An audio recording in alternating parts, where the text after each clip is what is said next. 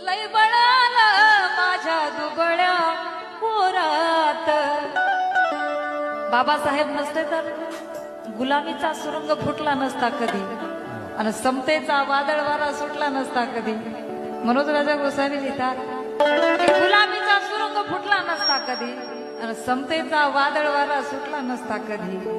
मनोज राजा भीम जर आपल्या पत्नी मुलात सुखानं रमला असता तर तुमच्या आणि माझ्या कमरेचा फडा सुटला नसता कधी.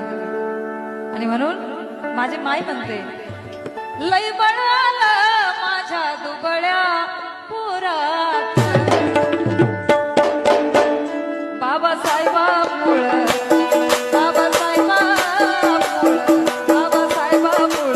तुझ्यानं माझ्या